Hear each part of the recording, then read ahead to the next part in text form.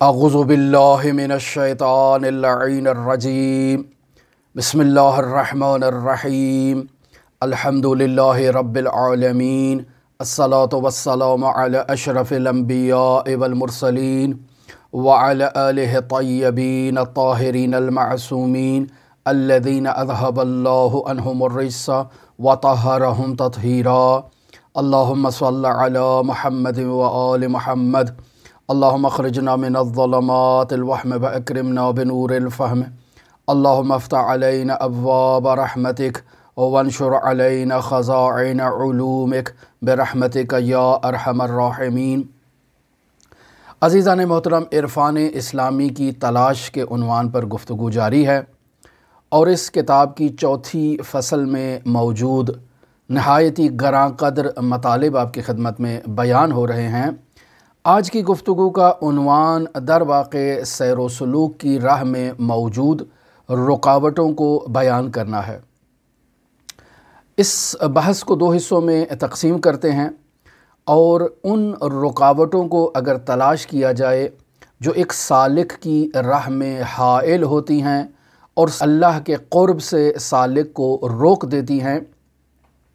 अगर इन रुकावटों को तलाश किया जाए तो अज़ीज़ान मोहतरम, सबसे पहले तो हमने सैर व सलूक को देखना है कि सैर व सलूक कहते किसे हैं। बारहा इस मौजू की तरफ इशारा हो चुका कि सैर व सलूक एक ऐसे रास्ते को तय करना कहते हैं जो रास्ता अल्लाह तबारक व तआला की जानिब जाता है। पस सैर करना यानी सफ़र करना और सलूक करना यानी इस सफ़र के दौरान जो इंसान मनाज़िर को मुशाहिदा करता है, उन मंज़रों को और उन मनाज़िर को मुशाहिदा करना। पस सैर व सलूक में यूँ कहा जा सकता है कि इंसान अल्लाह की जानिब सफ़र करता है और इस सफ़र के दौरान इंसान तजल्लियात इलाही को मुशाहिदा करता है।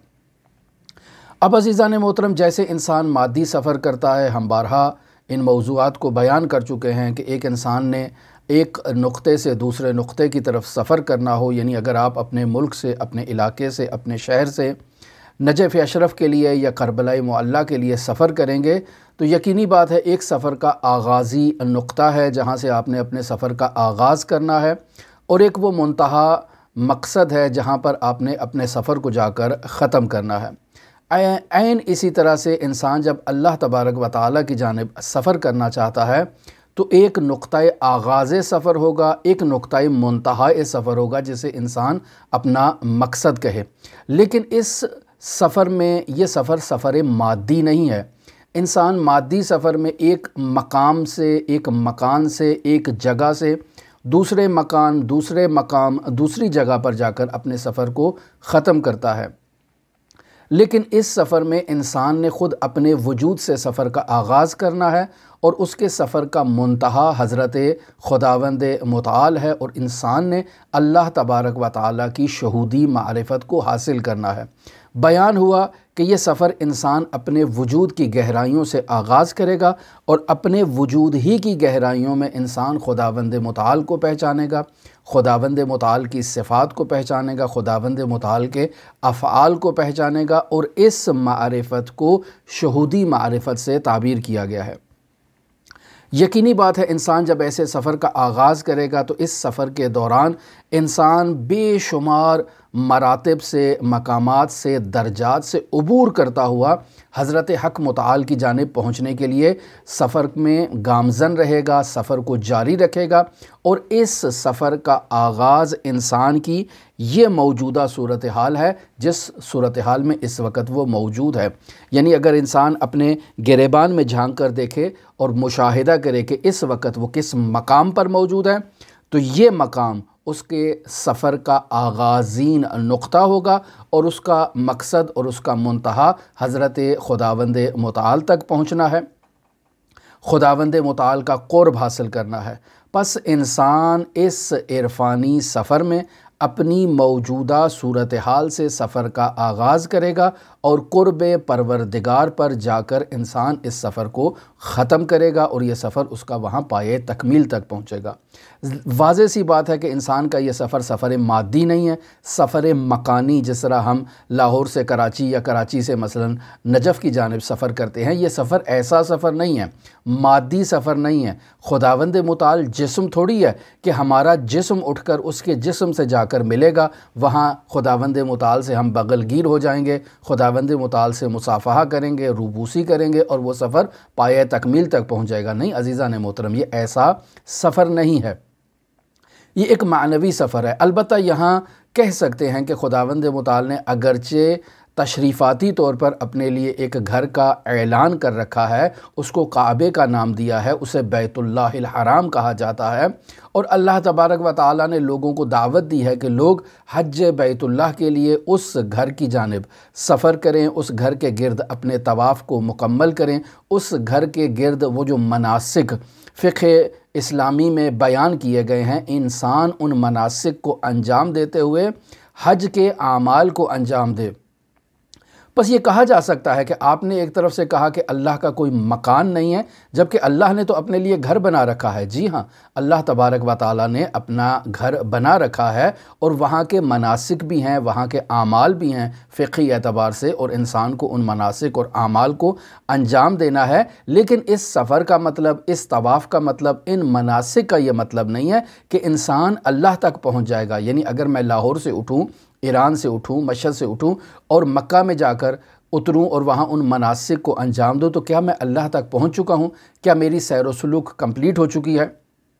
تو ایسا تو نہیں ہے۔ انسان، بہت سارے ایسے لوگ ہیں جو حاجی ہیں، جاتے ہیں اللہ کے گھر کا طواف کرتے ہیں، اعمال کو اور مناسک کو انجام دیتے ہیں، لیکن ان سے بڑا فاسق انسان آپ کو اس دنیا میں نظر نہیں آئے گا، اور وہ فاسق ترین انسان ہوں گے۔ ایسے مشاہدہ کیا ہے کیا خود افراد جو مکہ میں موجود ہیں، اللہ کے گھر کے پاس موجود ہیں، ہر روز اللہ کے گھر کی زیارت بھی کرتے ہیں، اللہ کے گھر کا طواف بھی کرتے ہیں، لیکن اس کے باوجود وہ طاغوت کی حمایت کرتے ہیں، طاغوت کے پرچم تلے موجود ہیں، طاغوت کے پرچم کو بلند کرتے ہیں، طاغوت کا ساتھ دیتے ہیں اور اللہ کے دین کے خلاف سازشیں کرتے ہیں؟ تو کیا ایسے لوگ مکہ میں موجود نہیں ہیں؟ کیا ایسے لوگ سعودی عرب میں موجود نہیں ہیں؟ کیا ایسے لوگ روئے زمین پر موجود نہیں ہیں جو اللہ کے بیت کا طواف کرنے کے باوجود مسلمانوں کا قتل عام کرتے ہیں، مسلمانوں کے خلاف سازشیں کرتے ہیں، مسلمانوں کے خلاف سازشوں کا جال بنتے ہیں؟ آپ اس کی واضح ترین مثال اپنے ملکوں میں، اسلامی ممالک میں موجود سیاستدانوں کو دیکھ سکتے ہیں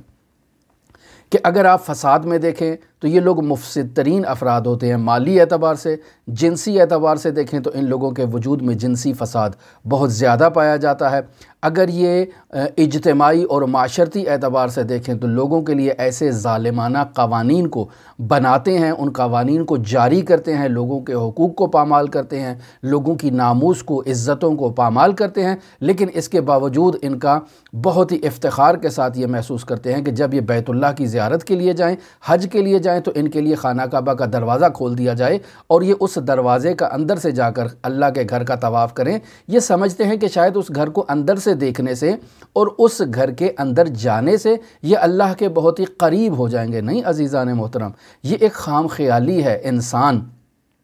سمجھ یہ بیٹھا ہے کہ یہ سفر مادی ہے، انسان نے لاہور سے اٹھنا ہے، کراچی سے اٹھنا ہے، پشاور سے اٹھنا ہے، ہندوستان سے اٹھنا ہے اور سیدھا مکہ جا کے اترنا ہے، اور وہ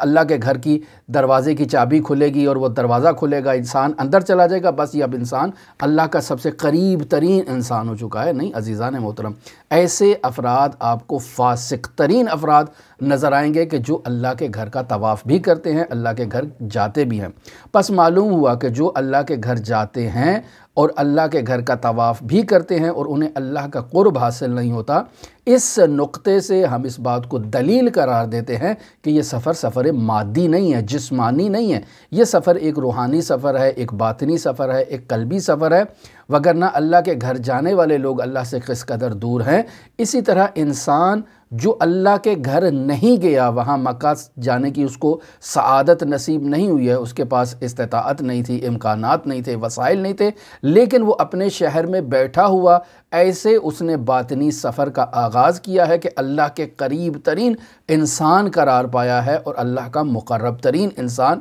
بنا ہے۔ پس یہ سفر انسان کا روحانی سفر ہے، انسان نے اپنی روح کے ذریعے سے اس سفر کو کرنا ہے، اپنے باطن کے ذریعے سے اس سفر کو طے کرنا ہے، اور باطنی کمالات کو انسان نے جو ہے وہ حاصل کرنا ہے، اور ایسے بلند ترین مرتبے پر انسان نے فائز ہونا ہے کہ جس مقام کو مقام عندیت کہا جاتا ہے، جس مقام پر انسان عند اللہ قرار پاتا ہے۔ جیسے سورہ قمر کی آیت نمبر 55 میں خداوند متعال ارشاد فرماتا ہے فی مقعد صدق عند ملیق مقتدر، کہ وہ سچے بادشاہ کی بارگاہ میں، اس صاحب اقتدار بادشاہ کی بارگاہ میں وہ لوگ جو ہیں وہ پہنچ جائیں گے۔ یہاں عندیت کا جو مقام ہے، یہ مقام عندیت وہ بلند ترین مقام ہے جہاں ایک سالک نے، ایک عارف نے پہنچنا ہے اور اللہ کا قرب حاصل کرنا ہے۔ بس عزیزان محترم، سیر و سلوک کا یہ سفر مادی سفر نہیں ہے، سیر و سلوک کا یہ سفر جسمانی سفر نہیں ہے۔ اس سفر میں انسان نے اپنے وجود کی گہرائیوں کے ساتھ، اپنی روح کے ساتھ، اپنے دل کی گہرائیوں کے ساتھ اللہ تبارک و تعالیٰ کی جانب سفر کرنا ہے۔ اس سفر میں اللہ کے انسان نے قریب ہونا ہے، اور انسان کا باطن اس سفر میں اللہ کے قریب ہوتا ہے۔ ولو بعض افراد جو جسمانی طور پر اس سفر کو جسمانی سمجھتے ہیں، وہ جسمانی طور پر سفر کر لیتے ہیں لیکن جسمانی طور پر اللہ سے بہت ہی بعید ہوتے ہیں، اور ایسے افراد کو اسلامی تعلیمات میں عدو اللہ کے نام سے یاد کیا جاتا ہے۔ یعنی در حقیقت یہ کعبے تو چلے جاتے ہیں لیکن اللہ کے دشمن ہوتے ہیں، اللہ کے بیت کا طواف بھی کر رہے ہوتے ہیں لیکن یہ اللہ کے دشمن ہوتے ہیں، مناسک حج کو، مناسک عمرہ کو بھی انجام دے رہے ہوتے ہیں لیکن یہ افراد حقیقت میں اللہ کے دشمن ہوتے ہیں۔ ایسے افراد کا دل سے اللہ کے ساتھ کسی قسم کا کوئی رابطہ نہیں ہوتا، در واقع یہ شیطان کے نمائندے ہوتے ہیں، در واقع یہ شیطان کے ترجمان ہوتے ہیں، در واقع یہ شیطان کے عبد ہوتے ہیں، اور شیطان کی عبادت میں جا کر یہ اللہ کے گھر کا طواف کر رہے ہوتے ہیں۔ در واقع ان کے وجود کے تمام اعضاء سے شیطنت ٹپک رہی ہوتی ہے۔ ایسے افراد کو کعبہ بھی بلندیوں تک نہیں پہنچا سکتا، بلکہ ایسے افراد کو وہ کعبہ بھی انحطاط کے مقام پر پہنچائے گا، انہیں پستیوں کی طرف لے جائے گا۔ یہ ظاہری طور پر،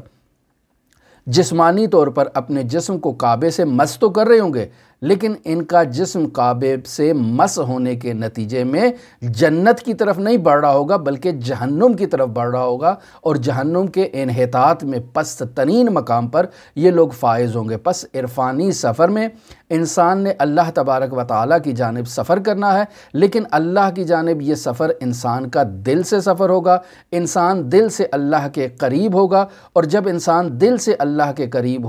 ہوگا روح سے اللہ کے قریب ہوگا تو در واقع یہ انسان اللہ کی عندیت کے مقام پر فائز ہوگا۔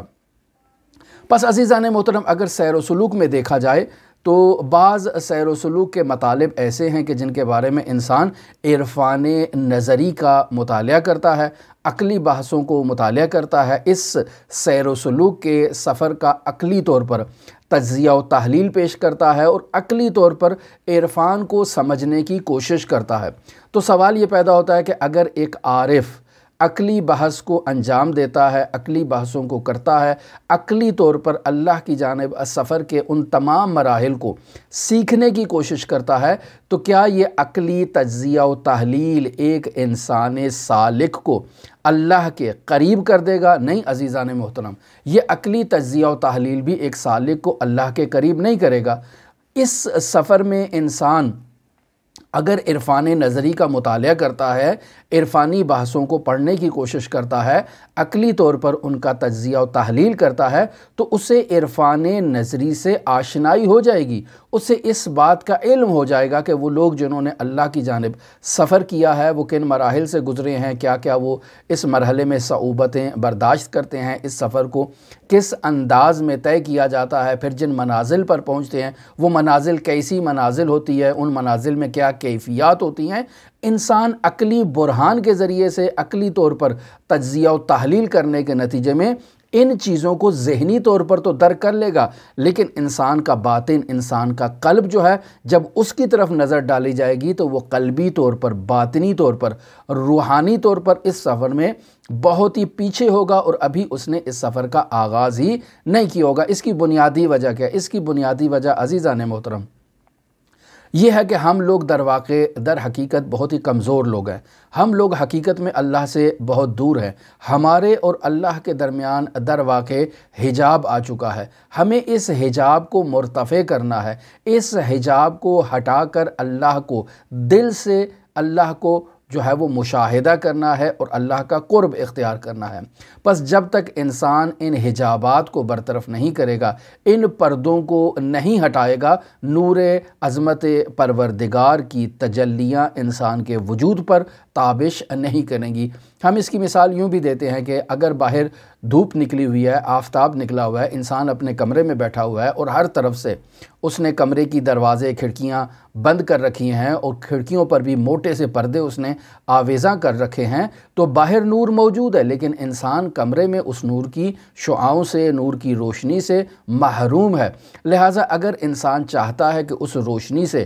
فیضیاب ہو تو انسان کو اٹھ کے دروازے کھولنے کی ضرورت ہے، کھڑکیاں کھولنے کی ضرورت ہے، پردوں کو ہٹانے کی ضرورت ہے، تاکہ وہ نور باہر سے، نور آفتاب کمرے کے اندر تجلی کرے اور انسان اس نور سے فیضیاب ہو سکے۔ ہماری مثال در واقع ایسے ہی ہے کہ ہم کمرے میں بیٹھے ہیں، تمام دروازے کھڑکیاں بند کر کے بیٹھے ہیں، پردے آویزاں کر چکے ہیں، اور ہم ایک ہاتھ میں تسبیح پکڑ کر دعا کر رہے ہیں کہ اللہ ہمیں سورج کی روشنی سے فیضیاب کر، اللہ ہمیں سورج کی روشنی سے فیضیاب کر، سورج کی روشنی سے فیضیاب کر۔ تو اگر ہم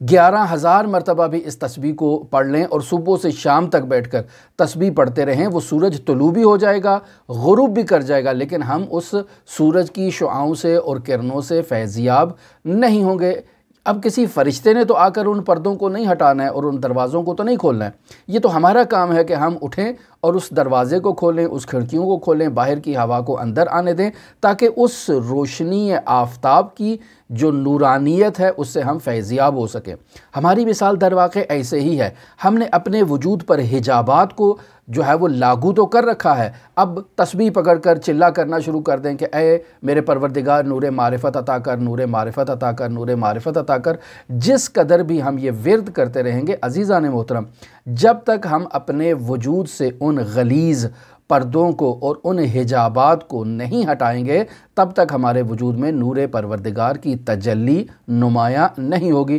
حضرات اہل بیت علیہم السلام سے دوری خود ایک مصداق ہے اس بات کا کہ انسان کے وجود میں خداوند متعال کے نور الہی کی تجلی انسان کے وجود میں نہیں آتی ہے اور انسان نور پروردگار کو مشاہدہ نہیں کر سکتا۔ جیسے ہم نے بیان کیا کہ اللہ تبارک و تعالیٰ نے حضرت صدیقہ طاہرہ فاطمہ زہرا سلام اللہ علیہا کو اپنے نور عظمت سے خلق کیا ہے۔ پس اگر کوئی شخص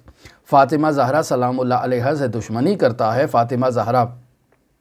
سلام اللہ علیہا کے دشمنوں کو دوست رکھتا ہے، ان سے محبت کرتا ہے، تو وہ در واقع ایسے ہی ہے جیسے کمرے میں بیٹھا ہوا یہ شخص تسبیح کر رہا ہے کہ اللہ قرب عطا کر، اللہ جنت عطا کر، اللہ معرفت عطا کر، لیکن اٹھ کے پردوں کو نہیں ہٹاتا ہے۔ تو کیسے نور پروردگار اس کے وجود پر تجلی کرے گا جبکہ یہ نور پروردگار سے دشمنی کر رہا ہے، نور پروردگار کے دشمنوں سے محبت کر رہا ہے، ان سے دوستی کر رہا ہے، ان سے رابطے میں موجود ہے۔ پس عزیزان محترم، پہلا قدم یہ ہے کہ انسان اپنے وجود سے حجاب کو برطرف کرے۔ پس اگر انسان اپنے وجود سے حجاب کو برطرف کرتا ہے، مرتفع کرتا ہے، تو انسان کے وجود میں ایک حال ایجاد ہوگا، انسان اپنے وجود میں ایک نئی حالت کو مشاہدہ کرے گا۔ یہ نئی حالت اس کے لیے کشف کر رہی ہے کہ نور پروردگار کی تجلیاں انسان کے وجود پر تابش کر رہی ہیں، انسان کے وجود میں اتر رہی ہیں۔ پس اگر انسان آیات کا مطالعہ کرے، اگر انسان روایات کا مطالعہ کرے، اگر انسان عرفان نظری میں موجود عقلی بحثوں کو مطالعہ کرے، تو اس سے انسان کو عرفان نظری کا علم ہو جائے گا، عرفان نظری کے بعض آثار کا بھی علم ہو جائے گا، عرفان نظری کے مقامات کا بھی علم ہو جائے گا، عرفان نظری کی معلومات کا اور علامات کا بھی انسان کو علم ہو جائے گا۔ لیکن اجمالی طور پر جب تک انسان اپنے اپنے وجود سے پردے کو برطرف نہیں کرتا ہے اور انسان کے وجود میں یہ حال ایجاد نہیں ہوتا ہے کہ وہ اپنے وجود سے استقلال کو ختم کر لے اور اس حقیقت تک پہنچ جائے کہ وہ مستقل نہیں ہے، وہ اس مقام کو درک نہیں کر سکتا جس مقام کو مقام فنا فی اللہ کہا جاتا ہے، جس مقام کو بقا باللہ کے نام سے یاد کیا جاتا ہے، جس مقام کو مقام محو سے یاد کیا جاتا ہے۔ انسان ان مقامات کو درک کرنے سے عاجز رہے گا۔ پس پہلا مرحلہ یہ ہے کہ حجاب کو برطرف کرنا ہے۔ دوسرا مرحلہ یہ ہے کہ انسان نے اپنے وجود میں مقتضی کو جو ہے وہ ایجاد کرنا ہے، تقاضوں کو ایجاد کرنا ہے، شرائط کو مہیا کرنا ہے، تاکہ انسان کے وجود میں نور پروردگار کی تابش ہو، انسان خداوند متعال کے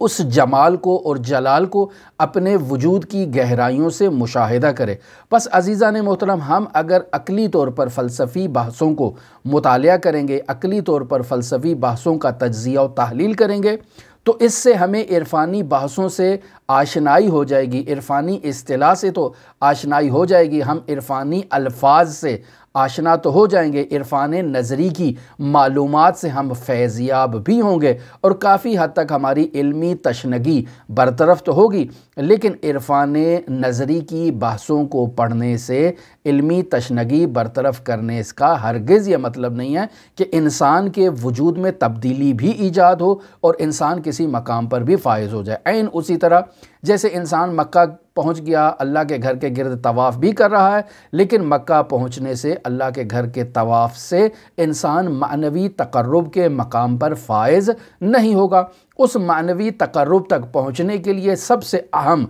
قدم یہ ہے کہ انسان مکہ جانے سے پہلے اپنے وجود میں جو بت اس نے قائم کر رکھے ہیں، سب سے پہلے ان بتوں کو سرنگو کرے، انسان انہیں منہدم کرے، تاکہ انسان کا باطن جو ہے وہ شفاف، زلال اور پاکیزہ ہو جائے، تاکہ نور پروردگار کی تابش انسان کے اس باطن میں پڑ سکے۔ لہٰذا آپ دیکھیں کہ یہ جو حاجی جاتے ہیں مکہ زیارت کے لیے اور اعمال حج انجام دینے کے لیے، ان سے کیا کہا جاتا ہے؟ ان سے سب سے پہلے جو فقہی دستورات بیان کیے جاتے ہیں کہ آپ اپنے مال کو پاکیزہ کریں، یعنی آپ نے اللہ کے گھر جانا ہے تو جس مال سے آپ اللہ کے گھر جانا چاہتے ہیں وہ مال غصبی نہیں ہونا چاہیے، وہ مال نجس نہیں ہونا چاہیے، اس مال پر خمس واجب نہیں ہونا چاہیے۔ لہٰذا آپ پہلے حقوق الہی کو ادا کریں، اپنے مال کو پاکیزہ کریں، اپنے لباس کو پاکیزہ کریں، اپنے وجود کو پاکیزہ کریں۔ اگر آپ کے وجود پر کسی کا کوئی حق ہے تو اس حق کو ادا کریں، اگر آپ نے کسی پر ظلم کیا ہے تو اس مظلوم سے جا کر معافی کا مطالبہ کریں، عفو و درگزشت کا مطالبہ کریں۔ آپ کے وجود میں جو بت ہیں، پہلے مرحلے میں ان بتوں کو توڑنا یہ بہت ہی ضروری ہے۔ انسان جب اپنے وجود سے بتوں کا خاتمہ کر لے گا تو اب انسان آمادہ ہے کہ اس کے وجود میں نور پروردگار کی تابش ہو۔ لہٰذا اخلاقی اعتبار سے اسے تخلیہ کہا جاتا ہے کہ پہلے انسان گھر کو خالی کرے، صاف کرے، بعد میں اس کو تحلیہ کرے، آراستہ کرے خداوند متعال کے انوار کی تجلی کے لیے۔ لہٰذا بیان ہو رہا ہے کہ اگر انسان عرفانی بحثوں کو سیکھ لیتا ہے تو عرفانی بحثوں کو سیکھنے سے انسان کے وجود میں تبدیلی ایجاد نہیں ہوگی، انسان کسی مقام پر فائز نہیں ہوگا، بلکہ علماء تو یہ بھی کہتے ہیں کہ خود یہ عقلی بحثیں، یہ عرفانی بحثیں، یہ تجزیہ و تحلیل جو ہے وہ خود انسان کے اس مقصد تک پہنچنے کی راہ میں ایک بعد اور دوری کو ایجاد کرتی ہیں۔ لہٰذا امام خمینی رحمۃ اللہ علیہ فرماتے ہیں، اور اس طرح سے دوسرے علماء نے بھی یہ بیان کیا ہے کہ العلم هو الحجاب الاکبر، کہ علم خود ایک بہت بڑا حجاب ہے، عقلی بحثیں خود ایک بہت بڑی رکاوٹ ہیں انسان کے اللہ تبارک و تعالی تک پہنچنے کی راہ میں۔ کیوں؟ چونکہ ہم نے اس رسالہ لب لباب میں تفصیل سے اس موضوع پر گفتگو کی ہے کہ انسان جب عقلی بحثوں میں مبتلا ہوتا ہے تو در واقع انسان کا ذہن تجزیہ و تحلیل کے نتیجے میں مصروف ہو جاتا ہے، مشغول ہو جاتا ہے، اور اس مصروفیت اور اشتغال کے نتیجے میں انسان اپنے مقصد سے بعد اختیار کر لیتا ہے اور دور ہو جاتا ہے۔ پس در حقیقت انسان نے جو مقام قرب تک پہنچنا ہے اور اس مقام قرب کی حقیقت کو جاننا ہے، اس مقام قرب تک پہنچنے کے لیے، اس حقیقت کو جاننے کے لیے پہلا مرحلہ تخلیہ ہے کہ انسان اپنے آپ کو خالی کرے، پھر تحلیہ کرے، اور انسان پھر خداوند متعال کے نور کی شعاؤں کو اپنے وجود میں تابش کرنے کے لیے تیار کر دے۔ پس انسان اگر اپنے حقیقی محبوب سے اور اپنے حقیقی معشوق سے تعلق قائم کرنا چاہتا ہے تو ایسے میں انسان تخلیہ کرے گا، پھر تحلیہ جب کرے گا تو انسان کے وجود میں ایک ایسا حال ایجاد ہوگا، ایک ایسی جو ہے وہ تر و تازگی ایجاد ہوگی کہ جس حال اور جس تر و تازگی میں انسان اس بات کو سمجھ لے گا کہ وہ کسی قسم کا استقلال نہیں رکھتا ہے، یعنی وہ فقر رکھتا ہے، یعنی انسان اس نتیجے پر پہنچے گا کہ یہ جو مال ہے یہ مال اس کا مال نہیں ہے، یہ جو بیوی بچے ہیں یہ در واقع یہ بیوی بچے خود ان سے انسان استقلال کے مرحلے پر پہنچ جائے گا۔ لہٰذا وہ مولوی کا آپ شعر دیکھیں، فارسی زبان کا ایک بہت بڑا عارف ہے کہ جس کا دیوان بھی موجود ہے، اس میں اس نے اس شعر کو بیان کیا ہے کہ آن کس کے تورا شناخت جان را چه کند، کہ اے میرے پروردگار جس نے تجھے پہچان لیا اسے اس جان کی اب کیا ضرورت ہے، فرزند و عیال و خانمان را چه کند، اب اسے بیوی کی کیا ضرورت ہے، اسے بچوں کی کیا ضرورت ہے، اسے گھر کی کیا ضرورت ہے، چونکہ اب اس نے تجھے پہچان لیا ہے۔ دیوانے کنی ہر دو جہانش بدہی یا بخشی، کہ تو اسے اپنا دیوانہ کر لے اور اپنی دیوانگی میں تو اسے کہے کہ تمام عوالم میں نے تیرے سپرد کر دیے ہیں، تو عالم دنیا کا بھی مختار ہو چکا ہے، عالم معنی کا بھی مختار ہو چکا ہے، تجھے میں نے مقام کن تک پہنچا دیا ہے، تو ایک دیوانے کو جو تیری محبت میں اور تیرے عشق میں دیوانہ ہو چکا ہے تو اسے دونوں جہانوں کا اگر مالک بھی بنا دے تو دیوانہ یہ تو ہر دو جہان را چه کند، تو تیرا دیوانہ ان دو جہانوں کا کیا کرے گا، اس کے یہ کس کام میں ہے، وہ تو تیری محبت میں اور تیرے عشق میں تڑپ رہا ہے، اس کو کسی اور چیز کی ضرورت نہیں ہے، تو اسے اگر اپنے غیر کی طرف مشغول کرنا چاہے تو تیرا غیر اسے اپنی طرف مشغول نہیں کر سکتا، اسے تیرے غیر میں وہ لطف ہی نہیں آ رہا جو خود تیری ذات کی طرف اسے لطف عطا ہو رہا ہے۔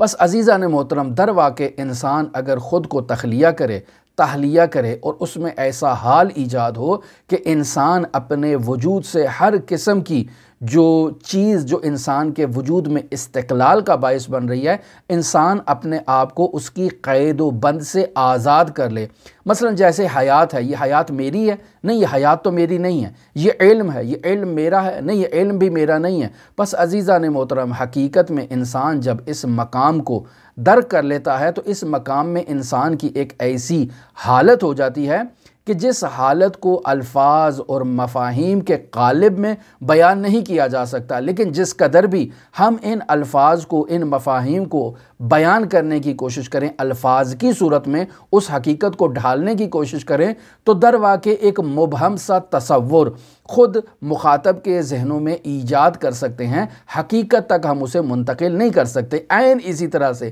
جیسے ابھی آپ اپنا موبائل کھولیں، اپنا لیپ ٹاپ کھولیں اور گوگل کو سرچ کریں کہ دنیا میں ایک ایسے نایاب پھل کہاں کہاں پائے جاتے ہیں جنہیں آج تک ہم نے مشاہدہ نہیں کیا، یقینی بات ہے ان کی تصاویر بھی آ جائیں گی، ان کی ویڈیوز بھی آ جائیں گی، ان کے کلپ بھی آ جائیں گے، ان کی نشو و نما کا سارا طریقہ کار بھی آ جائے گا، لیکن انسان ان تصاویر کو دیکھنے سے انسان کے وجود میں نہ تو ان پھلوں کی خوشبو انسان کے وجود میں آئے گی اور نہ ہی انسان کی زبان میں ان پھلوں کا ذائقہ آئے گا۔ یہ صرف تصاویر ہیں یا ویڈیوز ہیں جن کو ہم مشاہدہ کر رہے ہیں، لیکن جس قدر ان تصاویر کو اور ویڈیوز کو ہم مشاہدہ کریں ہم اس پھل کی حقیقت کو درک نہیں کر سکتے ہیں۔ عین ایسے ہی ہے کہ جیسے یہ مولوی نے شعر بیان کیا ہے کہ آنکس کے تورا شناخت جان را چه کند، جس نے تجھے پہچان لیا وہ اس جان کو کیا کرے گا، فرزند و عیال و خانمان را چه کند، اسے بیوی بچے گھر وغیرہ کی کیا ضرورت ہے، جسے تو نے اپنا دیوانہ بنا دیا اور دیوانہ بنانے کے بعد تو نے دونوں جہان اس کو بخش دیے، تیرا دیوانہ ان دونوں جہانوں کو کیا کرے گا۔ اب یہ ایک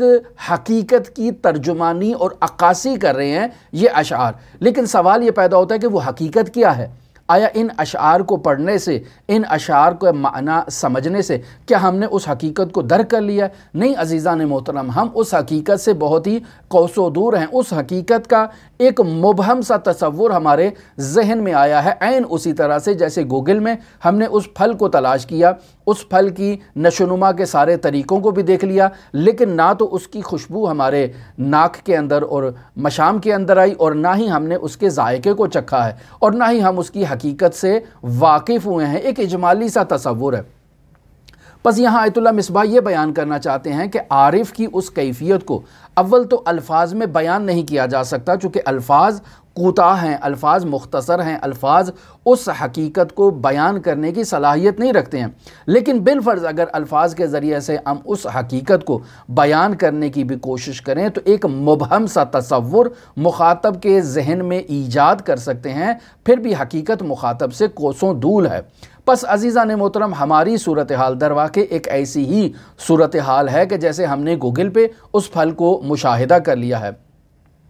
ہماری راہ میں خود ہماری ہستی رکاوٹ ہے خداوند متعال کے جمال کو مشاہدہ کرنے کی راہ میں، ہم خود کو ایک رکاوٹ کے طور پر مشاہدہ کرتے ہیں۔ کیوں؟ چونکہ ہم خود کے لیے استقلال کے قائل ہیں، ہم خود کو مستقل تصور کرتے ہیں، ہم اپنی ہستی کو، اپنے وجود کو مستقل ہستی اور مستقل وجود تصور کرتے ہیں۔ لیکن اگر آپ اس کا عقلی تجزیہ و تحلیل کریں تو عزیزان محترم حقیقت اس سے کوسوں دور ہے۔ یہ چیز جسے ہم اپنی ایک مسلمہ حقیقت تصور کرتے ہیں، یہ چیز جسے ہم معاشرے میں حقیقت کے طور پر بیان کرتے ہیں، اس کے اوپر قطعی طور پر برہان قائم ہو چکا ہے کہ انسان مستقل نہیں ہے، انسان کی کوئی بھی چیز انسان کی حقیقی چیز نہیں ہے، انسان مستقل طور پر جو مستقل نہیں ہے، لیکن اس کے باوجود انسان خود کو مستقل تصور کرتا ہے، اور انسان کا یہ مستقل تصور کرنا خود کے بارے میں ایک کاذب تصور ہے۔ یعنی ہم تصور کرتے ہیں کہ ہم خود کھڑے ہیں، در واقع ہم خود نہیں کھڑے ہیں، ہم اللہ کی طاقت سے، اللہ کی قدرت سے کھڑے ہیں، لیکن ہم اللہ کی طاقت اور اللہ کی قدرت کو بھول جاتے ہیں اور تصور یہ کرتے ہیں کہ یہ جو کھڑا ہو رہا ہوں یہ میں کھڑا ہو رہا ہوں، یہ جو بیٹھ رہا ہوں یہ میں بیٹھ رہا ہوں، یہ جو کھا رہا ہوں یہ میں کھا رہا ہوں، یہ جو سو رہا ہوں یہ میں سو رہا ہوں، یہ جو پڑھ رہا ہوں یہ میں پڑھ رہا ہوں، یہ جو نمبر حاصل کر رہا ہوں امتحانات میں یہ میں حاصل کر رہا ہوں۔ نہیں عزیزان محترم، ان سب کے پیچھے خداوند متعال کی حکمت، طاقت، قدرت کار فرما ہے۔ اگر ایک لحظے کے لیے، ایک لمحے کے لیے خداوند متعال انسان سے اس ارادے کو، جو خداوند متعال نے اپنی قدرت کو اس انسان سے متعلق کیا ہے، ایک لمحہ بھر کے لیے خداوند متعال اسے انسان سے لے لے تو انسان دھڑم کر کے زمین پر گرے گا، انسان کا حافظہ فوراً نابود ہو جائے گا، انسان نسیان میں اور الزائمر میں مبتلا ہو جائے گا، انسان کے وجود میں کسی چیز کا علم نہیں رہے گا۔ پس عقلی اور فلسفی طور پر انسان اگر تجزیہ و تحلیل کرے تو اس نتیجے پر پہنچ سکتا ہے کہ یہ جو میری حیات ہے یہ میری حیات نہیں ہے، یہ میری حیات اس کی ذات سے وابستہ ہے، یہ جو میرا علم ہے یہ میرا اپنا علم نہیں ہے، یہ میرا علم در واقع اس کی ذات سے وابستہ ہے۔ یہ قدرت، یہ طاقت، یہ حرکت، یہ جو کچھ بھی میرے پاس ہے، یہ مال و دولت، گھر، جائیداد، پراپرٹی، جو کچھ بھی میرے پاس ہے،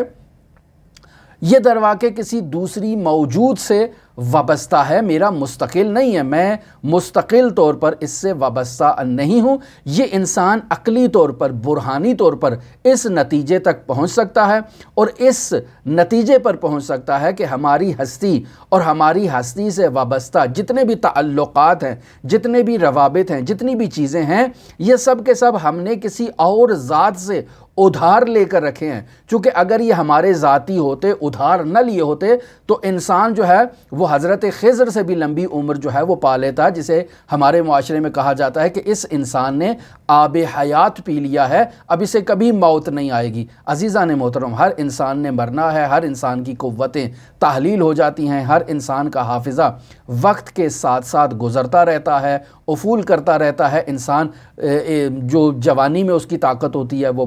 بڑھاپے میں نہیں ہوتی ہے، جو جوانی میں حافظہ ہوتا ہے وہ بڑھاپے میں نہیں ہوتا ہے، مگر یہ کہ انسان کی طاقت کا منشا جو اللہ تبارک و تعالیٰ کی جانب سے ہے، انسان اسی ذات سے مسلسل اس کو دریافت کرتا رہے اور اس ذات سے انسان مسلسل جو ہے وہ وابستہ رہے۔ پس انسان اگر عقلی برہان کو دیکھے تو عقلی برہان سے یہ مطالب ثابت ہو سکتے ہیں، لیکن اگر انسان ان عقلی برہانوں کو کنار پر رکھے اور اپنے وجود میں جھانک کر دیکھے تو انسان اپنے وجود میں اس چیز کو محسوس نہیں کرتا ہے۔ پس عزیزان محترم، انسان یہ تصور کرتا ہے کہ صرف اس میں فقر ہے، در حقیقت وہ جو ہے وہ اس میں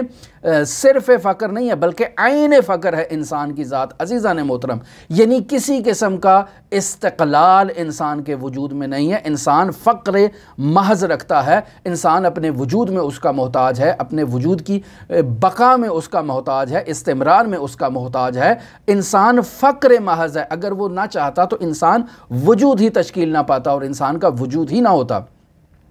لہٰذا انسان اگر خود کو اللہ تبارک و تعالیٰ سے مرتبط جانتا ہے تو یہ نظریہ غلط ہے، بلکہ عین ربط ہے انسان اور انسان کا ذات پروردگار سے جو تعلق قائم ہو رہا ہے اس تعلق کو عین ربط کہا جائے گا۔ اور یہاں باقاعدہ اس چیز کی طرف علماء بیان کرتے ہیں کہ وہ ذات ہے کہ جو انسان کو خود سے مرتبط کرے گی اور انسان کو اس بات کی اجازت دے گی کہ انسان اس کی حریم میں، اس کی دربار میں، اس کی بارگاہ میں داخل ہونے کی جسارت کرے، وگرنہ اگر وہ ذات نہیں چاہے گی تو انسان اس کی بارگاہ میں داخل بھی نہیں ہو سکتا۔ تو عزیزان محترم، یہ سب جو دلائل بیان کیے گئے یہ عقلی دلائل ہیں، فلسفی دلائل ہیں، انہیں عقل اور فلسفے کی روشنی میں بیان تو کیا جا سکتا ہے، انسان ذہنی طور پر تسکین حاصل کر سکتا ہے اور یہ مطالب انسان کے ذہن میں بیٹھ بھی جائیں گے، انسان ان کو سمجھ بھی لے گا، لیکن عقلی طور پر خداوند متعال کوئی شناخت کرنا، پہچاننا اور ہے،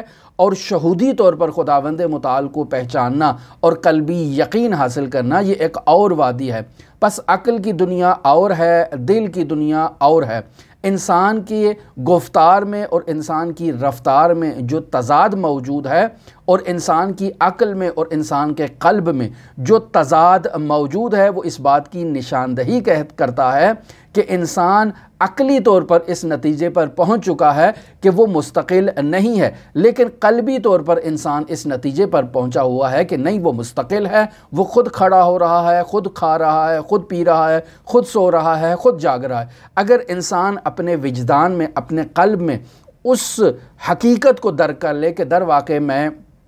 جو ہے وہ خداوند متعال کا محتاج ہوں، اپنی محتاجی کو انسان درک کر لے تو اس صورت میں انسان کا نظریہ جو ہے وہ خداوند متعال کی معرفت کے بارے میں تبدیل ہو جائے گا۔ بس عزیزان محترم، اگر انسان معاشرے میں موجود انسانوں کی طرف توجہ کرے کہ جو فلسفہ نہیں پڑھے ہوئے، جنہوں نے عرفان نظری کو نہیں پڑھا ہوا، تو اکثر لوگ اس میدان میں خود کو مستقل تصور کرتے ہیں۔ اکثر عوام الناس جو ان عقلی اور فلسفی مباحث سے آشنا نہیں ہیں، واقف نہیں ہیں، ان کی زندگی میں انسان جو ہے وہ مستقل ہے، وہ خود کو مستقل تصور کرتے ہیں اور اسی بات پر وہ قائم ہیں۔ لیکن اگر انہیں یہ باتیں سمجھانے کی کوشش کی جائے، انہیں بتانے کی کوشش کی جائے کہ انسان اپنے وجود کی جو آغاز ہے اس میں بھی اس کی احتیاج موجود ہے اور اپنے وجود کو باقی رکھنے میں بھی انسان لمحہ بلمحہ اس ذات کی طرف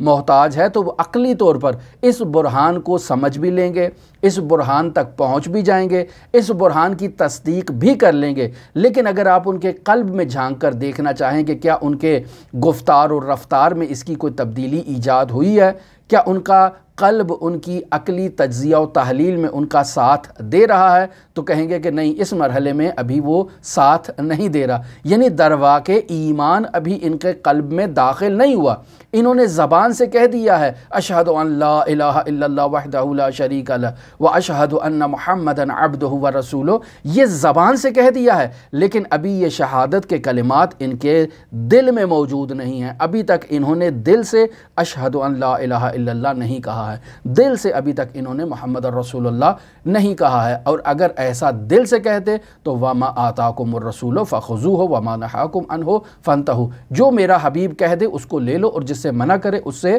رک جاؤ۔ اگر غدیر خم میں ولایت علی کا اقرار کر لیا، علی ابن ابی طالب کی بیعت کر لی، تو پھر اب اس پر باقی ہیں اگر انسان کے وجود کو قطع کر دیا جائے، انسان کے وجود کو ریزہ ریزہ کر دیا جائے، تب بھی انسان اس ولایت علی سے دستبردار نہیں ہوگا۔ کیوں؟ چونکہ انسان نے اپنے قلب کی گہرائیوں سے اس کو ایمان کی حد تک ایکسیپٹ کیا ہے اور یہ خدا کا پیغام اس نے اپنے وجود کی گہرائیوں سے لیا ہے، لیکن در واقع ایسا نہیں ہے۔ انسان کے عقل نے، انسان کے ہوش و حواس نے، انسان کے ہاتھوں نے بیعت تو کر لی ہے، لیکن حقیقت میں ابھی وہ بیعت واقعہ نہیں ہوئی ہے۔ لہٰذا جب وقت آئے گا تو اس وقت آپ مشاہدہ کیجئے گا کہ علی کی خلافت کو بھی جو ہے وہ پیچھے چھوڑ دیا جائے گا، فاطمہ زہرا سلام اللہ علیہا پر بھی دروازہ گرا دیا جائے گا، محسن کو بھی شہید کر دیا جائے گا، فاطمہ زہرا کو تماچے بھی مارے جائیں گے، فاطمہ زہرا کو کوڑے بھی مارے جائیں گے، اور رسول خدا کی میراث سے فاطمہ زہرا کو محروم بھی کیا جائے گا۔ کیوں؟ چونکہ ابھی تک دل سے اس حقیقت کو تسلیم کیا ہی نہیں ہے۔ وَأَشْهَدُ أَن لَا إِلَهَ إِلَّا اللَّهُ وَأَشْهَدُ أَنَّ مُحَمَّدًا رَسُولُ اللَّهِ ابھی ہماری زبانوں پر تھا، اور غدیر میں زبانوں پر ایک کلمہ اضافی بھی ہو گیا، اور وہ تھا اشہد ان امیر المؤمنین و امام المتقین علی حجت اللہ، اور وہاں ہم نے بیعت بھی کر لی ہے، و بخن بخن یا ابن ابی طالب بھی کہہ دیا ہے، لیکن ہمارے وجود کی حقیقت ابھی علی ابن ابی طالب کو تسلیم کرنے کی راہ میں بہت بڑی رکاوٹ ہے، اور ہم دل سے اسے ایکسیپٹ نہیں کر پا رہے ہیں۔ لہٰذا عزیزان محترم، جب تک انسان ان حجابات کو برطرف نہیں کرے گا، ذات اقدس الہی کا جمال اس کے وجود پر تجلی نہیں ہوگا۔ ہم اللہ کے علاوہ ہر چیز سے خوفزدہ ہوتے ہیں، لیکن خود اللہ تبارک و تعالیٰ کا خوف ہمارے وجود میں نہیں آتا ہے۔ اور در واقع اسی نقطے کی طرف آیت اللہ مصباح فرما رہے ہیں کہ حضرات ائمہ معصومین علیہ الصلاۃ اور رسول خدا صلی اللہ علیہ وآلہ وسلم کی روایات کا اگر جائزہ لیا جائے، مطالعہ کیا جائے، تو یہ حقیقت واضح طور پر ہمیں وہاں دکھائی دیتی ہے۔ لہٰذا امام جعفر صادق علیہ السلام سے آخری روایت کو میں نقل کر کے اپنی گفتگو کو پایان دیتا ہوں اور تکمیل کرتا ہوں۔ مرحوم کلینی رحمۃ اللہ علیہ نے اصول کافی کی جلد نمبر 2 صفحہ نمبر 86 اور حدیث نمبر 3 کے تحت مرحوم کلینی نے اس روایت کو نقل کیا ہے کہ من اخاف اللہ، جو شخص بھی اللہ تبارک و تعالیٰ سے خوف زدہ ہوگا اور اللہ تبارک و تعالیٰ کا خوف اس کے وجود کے ذرے ذرے میں اگر قائم ہوگا تو اخاف اللہ منہ کل شیء، تو اللہ ہر شے کے دل میں اس کا خوف جو ہے وہ اس عبد مومن کا ڈال دے گا۔ لیکن اگر انسان اللہ سے خوف زدہ نہیں ہے، وَمَن لَمْ يَخِفِ اللَّهُ، اور اگر کوئی شخص اللہ کا خوف اس کے وجود میں نہیں ہے، اخافہ اللہ من کل شیء، تو اللہ اس انسان کے وجود میں ہر شے کے خوف کو ڈال دے گا، اور وہ ہر شے سے خوف زدہ ہوگا، اور اس کو کسی شے کا جو ہے وہ خوف اسی طرح سے اس کے وجود میں ہوگا جیسے وہ ڈرتا ہے، سانپ سے ڈرتا ہے، بچھو سے ڈرتا ہے، شیر سے ڈرتا ہے، ہر شے سے ڈرتا ہے۔ کیوں؟ چونکہ وہ اللہ سے نہیں ڈرتا ہے۔ اور اگر یہ شخص اللہ سے ڈرتا ہوگا تو سانپ آ جائے، اللہ کی مخلوق ہے، اگر اللہ نے اس کو اذن دیا ہے تو مجھے یہ کاٹے گا، اور اگر اللہ نے اس کو اذن نہیں دیا تو یہ میرے پاس سے گزر جائے گا۔ انسان شیر سے نہیں ڈرے گا، بچھو سے نہیں ڈرے گا۔ انسان کے وجود میں اللہ پر ایمان اگر اس پختگی سے آ چکا ہے تو انسان کائنات میں کسی چیز سے نہیں ڈرے گا، بلکہ کائنات کی اشیاء اس انسان سے خوف زدہ ہوں گی۔ عین اسی طرح جیسے وہ دیکھیں مرحوم امام خمینی رحمۃ اللہ علیہ کو جب قم سے گرفتار کیا جاتا ہے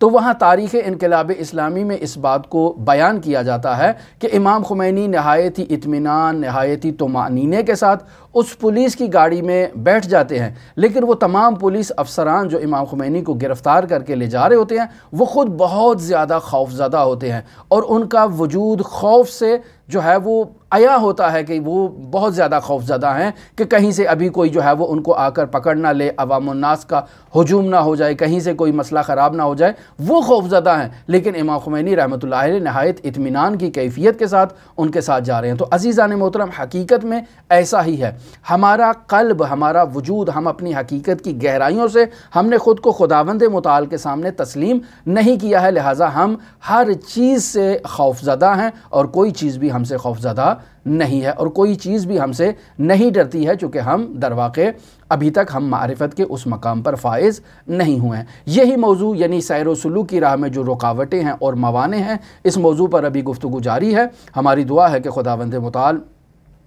ہمیں صحیح عرفان اسلامی کی تعلیم عطا کرے۔ خداوند متعال معرفت کے ان دریچوں کو ہمارے لیے کھول دے کہ جو پہلے عقلی طور پر ہمارے وجود سے حجابات کو برطرف کریں اور پھر ان پر عمل کرنے کے نتیجے میں ہم معنوی طور پر خداوند متعال کا تقرب حاصل کر سکیں۔ ہماری دعا ہے کہ خداوند متعال ہمارے علم کو ہمارے لیے حجاب قرار نہ دے، بلکہ ہمارے علم کو اپنے قرب کا ذریعہ اور وسیلہ قرار دے۔ ہماری دعا ہے کہ خداوند متعال حضرت صاحب العصر والزمان کے ظہور میں تعجیل فرمائے، ہمیں ان کے اصحاب و اعوان و انصار میں شمار فرمائے۔ آپ تمام عزیزان کے لیے امام الرؤوف کی بارگاہ میں نائب و زیارہ بھی ہیں اور دعا گو بھی ہیں۔ اللہم صلی علی محمد و آل محمد وعجل فرج قائم آل محمد۔